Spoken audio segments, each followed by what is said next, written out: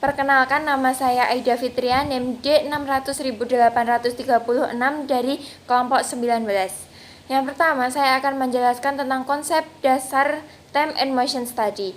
Time and Motion Study adalah suatu usaha untuk menentukan lamanya waktu kerja dan gerakan yang dilakukan dalam menyelesaikan pekerjaan. Yang kedua, tahapan praktikum. Yang pertama, kita melakukan praktikum dengan cara merakit Tamiya sebanyak 30 kali.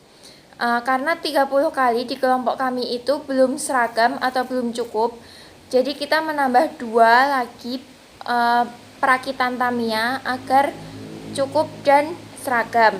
Kemudian setelah cukup dan seragam, kita menentukan waktu siklus dengan rumusnya rata-rata dari 30 data tersebut yang menghasilkan 2,45 menit. Kemudian waktu normal itu adalah waktu siklus dikali performance rating yang menghasilkan 2,74 menit. Kemudian waktu baku, waktu normal dikali 100% dibagi 100% dikurangi faktor kelonggaran persen yang menghasilkan 3,38 menit. Kemudian cara menganalisis video motion study itu adalah fokus pada satu tangan kanan atau kiri, kemudian menentukan gerakan, lalu menentukan waktu. Kemudian manfaatnya adalah memperbaiki kemampuan pekerja agar pekerja lebih bersemangat dan juga dapat menentukan waktu standar. Kemudian penerapan time and motion study di dunia pekerja adalah dengan UKM di desa-desa, itu ada pabrik tahu, itu juga bisa, terus ada pabrik tempe, terus pabrik singkong, keripik singkong. Sekian dari saya. Wassalamualaikum warahmatullahi wabarakatuh. Assalamualaikum warahmatullahi wabarakatuh. Saya Irfan Rizaldi, NIM D6180012 dari kelompok 19 Praktikum Perancangan Teknik Industri 2 akan menjelaskan modul Time and Motion Study. Time Study adalah suatu studi yang mempelajari tentang waktu yang diperlukan dalam suatu sistem kerja. Sedangkan Motion Study adalah suatu studi yang mempelajari gerakan-gerakan yang diperlukan dalam suatu kerja. Tahap-tahap praktikum. Yang pertama adalah merakit Tamiya yang sudah disediakan sebanyak 30 kali. Apabila data yang diperlukan belum seragam, maka ditambahkan secara terus-menerus hingga data yang seragam. Data dikatakan seragam apabila data terletak di antara BKA dan BKB. Rumus yang digunakan yang pertama adalah waktu standar. Waktu standar diperoleh dari rata-rata keseluruhan waktu yang dari 32 data.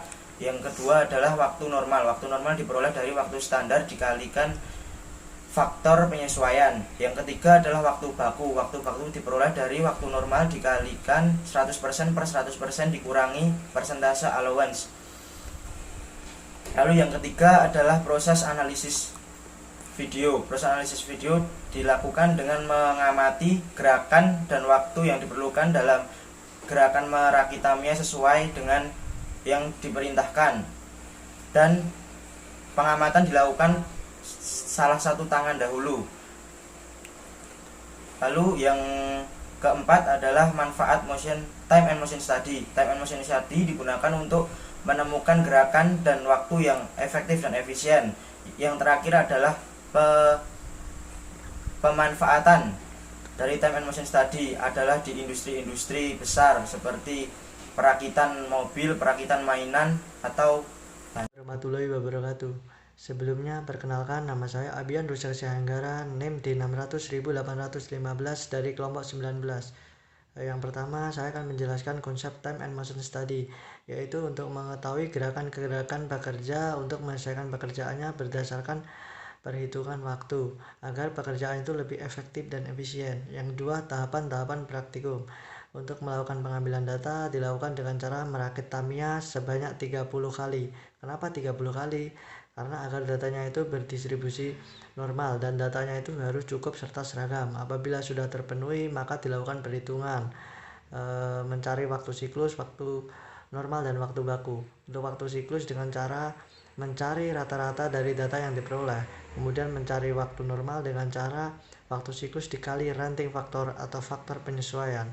Kemudian mencari waktu baku dengan cara waktu normal dikali 100% dibagi 100% dikurangi allowance atau kelonggaran.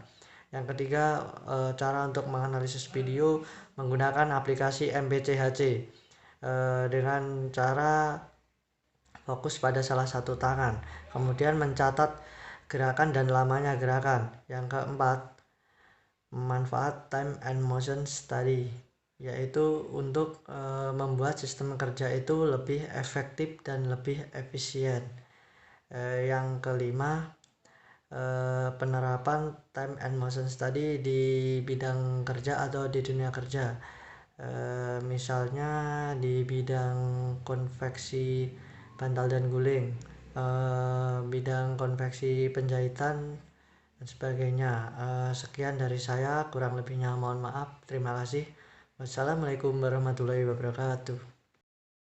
Assalamualaikum warahmatullahi wabarakatuh. Perkenalkan, nama saya Muhammad Iksan Yahya Putra, NIM D600180042 dari kelompok 19. Yang pertama, konsep dasar time and motion study. Time and motion study digunakan untuk menentukan lamanya waktu kerja dan gerakan-gerakan dalam menyelesaikan suatu pekerjaan agar sistem kerja itu lebih efektif dan lebih efisien. Yang kedua, tahapan praktikum. Untuk pengambilan data dengan cara merakit time-nya sebanyak 30 kali. Kenapa 30? Karena kita menggunakan distribusi normal dan data itu harus cukup dan seragam. Apabila sudah memenuhi kriteria tersebut, kita mencari waktu siklus dengan cara rata-rata dari setiap data yang diperoleh. Kemudian mencari waktu normal dengan cara waktu siklus dikali rating faktor atau faktor penyesuaian.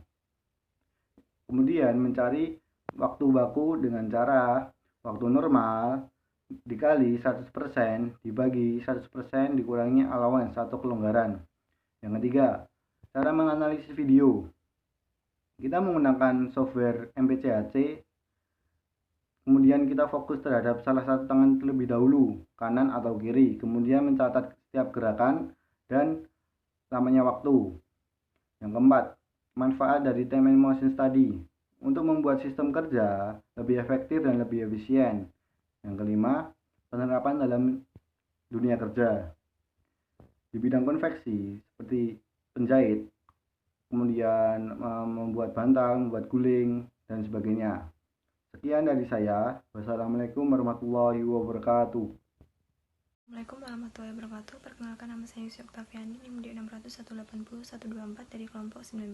Di sini saya akan menjelaskan tentang time and motion study. Yang pertama, konsep dasar time and motion study.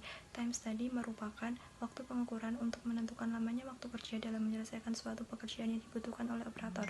Motion study atau studi gerakan adalah suatu penelitian untuk menganalisa suatu pekerjaan berdasarkan gerakan-gerakannya. Yang kedua, menjelaskan tahapan praktikum, melakukan pengambilan data dengan cara merakit time-nya sebanyak 30 kali. Kenapa 30 kali? Karena menggunakan distribusi normal. Data tersebut harus cukup dan seragam. Kemudian mencari waktu siklus dengan cara jumlah waktu pengukuran dibagi dengan banyaknya pengukuran. Waktu normal dengan cara waktu siklus dikali faktor penyesuaian, dan waktu baku dengan cara waktu normal dikali 100% dibagi 100% dikurangi allowance. Yang ketiga, cara menganalisis video. Yang pertama yaitu menganalisa gerakan-gerakan yang dilakukan oleh tangan kanan dan tangan kiri. Dalam menganalisa gerakan harus mengetahui gerakan yang efektif dan tidak efektif. Kemudian menganalisa waktu yang dibutuhkan untuk menyelesaikan gerakan menggunakan software MPCHC. Cara mengamatinya yaitu fokus terhadap salah satu tangan terlebih dahulu.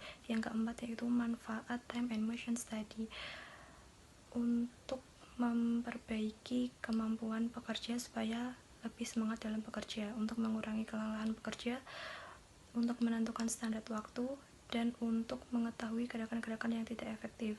Contoh penerapan time and motion study dalam dunia kerja yaitu industri mebel. Karena dalam industri mebel itu ada pemotongan, pengecatan, pengukiran, dan lain sebagainya. Cukup sekian. Wassalamualaikum warahmatullahi wabarakatuh. Assalamualaikum warahmatullahi wabarakatuh. Saya Nugraini Duyamsari, NIM D600180142 dari kelompok 19 akan menjelaskan yang pertama mengenai konsep dasar time and motion study. Time study yaitu pengukuran waktu untuk menentukan waktu kerja dalam menyelesaikan pekerjaannya. motion study yaitu studi untuk menganalisa gerakan-gerakan suatu pekerjaan.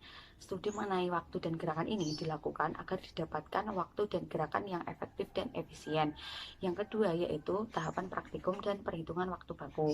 Praktikum dilakukan dengan mengamati perakitan Tamiya sebanyak 30 kali. Kemudian dilakukan pengolahan data untuk mengetahui apakah data tersebut seragam dan cukup. Apabila terdapat data yang tidak seragam dan tidak cukup, maka akan dilakukan pengamatan tambahan. Selanjutnya menghitung waktu siklus yaitu jumlah waktu pengamatan dibagi banyak pengamatan. Selanjutnya waktu normal yaitu waktu siklus dikali faktor penyesuaian. Dan selanjutnya waktu baku yaitu waktu normal dikali 100% dibagi 100% minus persentase faktor kelonggaran. Yang ketiga yaitu cara menganalisis video motion study, yaitu dengan mengamati setiap pergerakan yang dilakukan oleh operator dengan membagi gerakan tangan kanan dan tangan kiri. Selanjutnya mengukur waktu yang dibutuhkan oleh operator untuk menyelesaikan pekerjaannya. Yang keempat yaitu manfaat time and motion study. Yang pertama untuk mengetahui gerakan-gerakan yang tidak efektif. Yang kedua yaitu untuk mengetahui lamanya waktu produksi. Yang ketiga yaitu untuk meminimalkan penggunaan fasilitas kerja. Dan yang keempat untuk mengembangkan sistem kerja dan metode kerja agar lebih baik. Yang kelima yaitu penerapan time and motion study di dunia kerja, yaitu contohnya peningkatan produktivitas di industri tahu dan tempe. Sekian, wassalamualaikum warahmatullahi wabarakatuh.